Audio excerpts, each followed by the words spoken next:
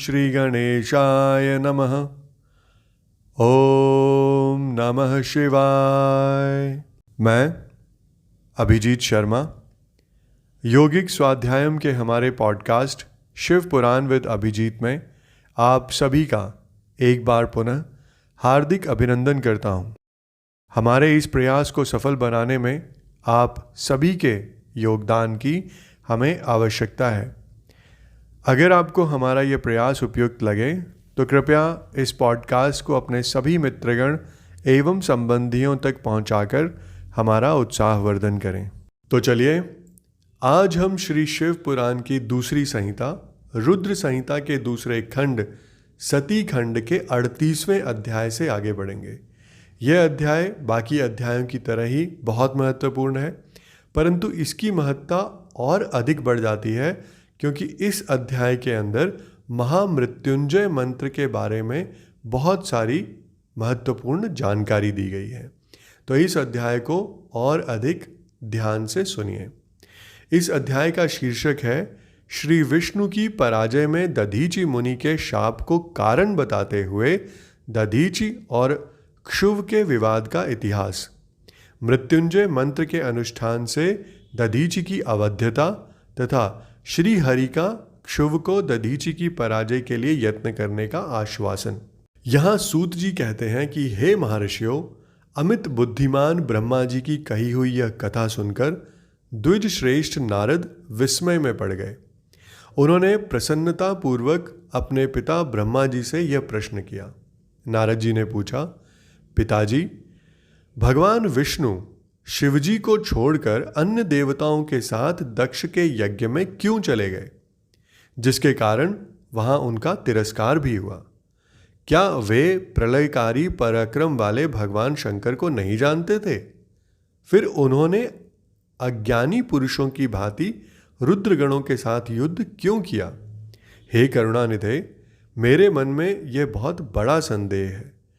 आप कृपा करके मेरे इस संशय को नष्ट कर दीजिए और हे प्रभु, मन में उत्साह पैदा करने वाले शिवचरित को कहिए।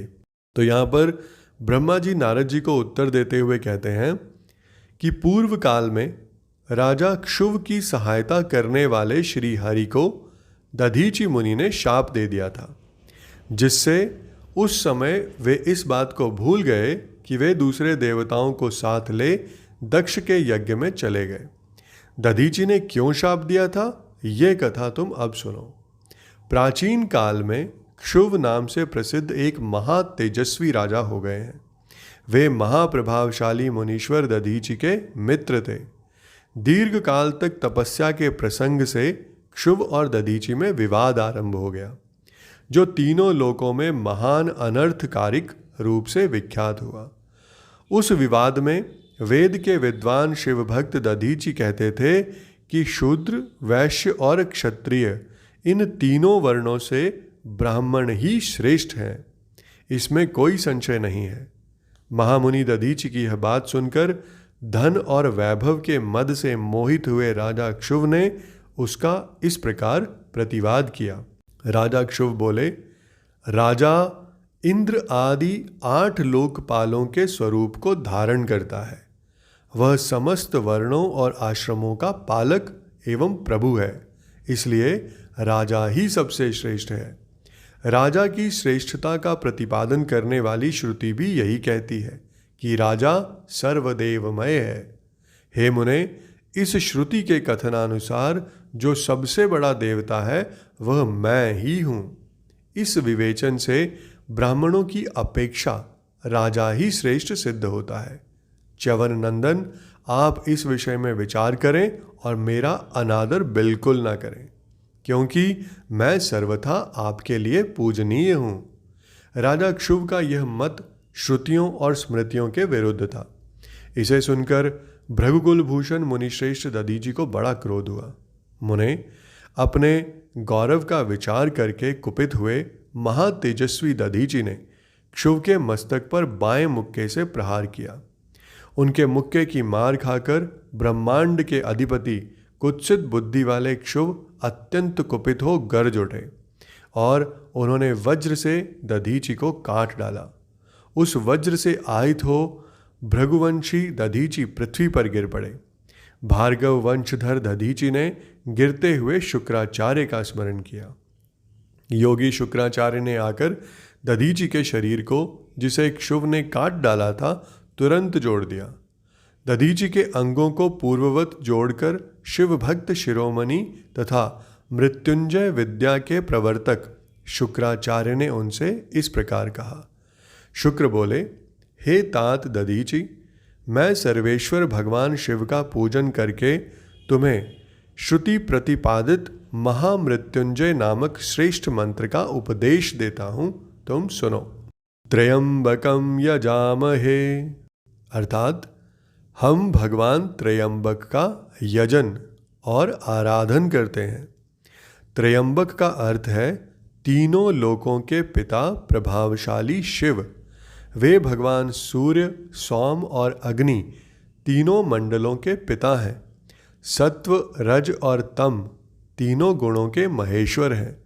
आत्म तत्व, विद्या तत्व और शिव तत्व, इन तीन तत्वों के आहवनीय, गार्हपत्य और दक्षिणाग्नि, इन तीनों अग्नियों के, सर्वत्र उपलब्ध होने वाले पृथ्वी, जल एवं तेज, इन तीन मूर्त भूतों के अथवा सात्विक आदि भेद से त्रिविध भूतों के, त्रिदिव, स्वर्ग के, त्रिभुज के, त्रिधा भूत सबके, ब्रह्मा, विष्णु और शिव तीनों देवताओं के महान ईश्वर महादेव जी ही हैं।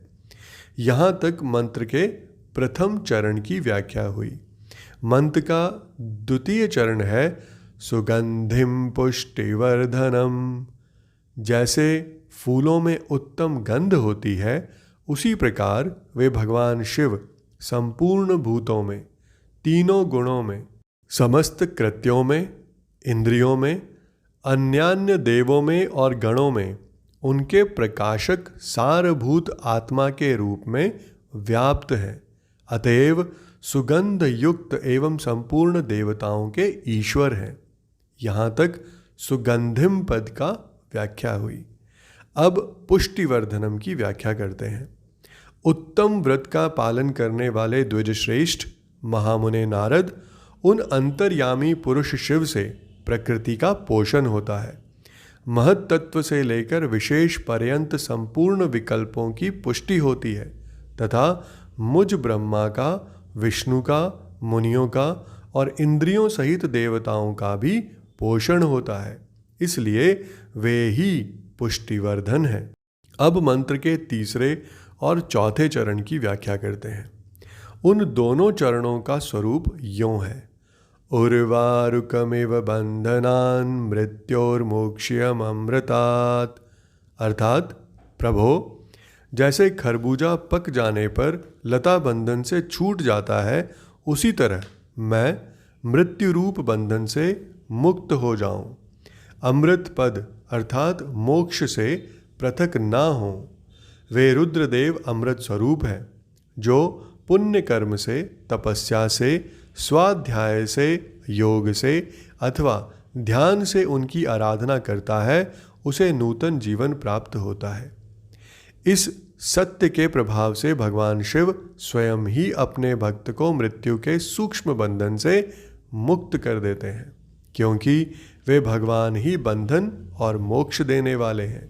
ठीक उसी तरह जैसे उर्वारुक अर्थात ककड़ी का पौधा अपने फल को स्वयं ही लता के बंधन से बांधे रखता है और पक जाने पर स्वयं ही उसे बंधन से मुक्त कर देता है। यह मृत संजीवनी मंत्र है, जो मेरे मत से सर्वोत्तम है।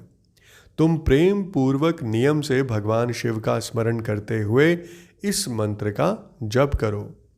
जप और हवन के पश्चात इसी से अभिमंत्रित किए हुए जल को दिन और रात में पियो तथा शिव विग्रह के समीप बैठकर उन्हीं का ध्यान करते रहो। इससे कहीं भी मृत्यु का भय नहीं रहता।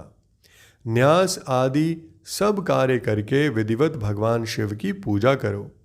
यह सब करके शांत भाव से बैठकर भक्त वत्सल शंकर का ध्यान करना चाहिए। मैं भगवान शिव का ध्यान बता रहा हूँ, जिसके अनुसार उनका चिंतन करके मंत्र जप करना चाहिए। इस तरह निरंतर जप करने से बुद्धिमान पुरुष भगवान शिव के प्रभाव से उस मंत्र को सिद्ध कर लेता है। महामृत्युंजय का ध्यान इस प्रकार है।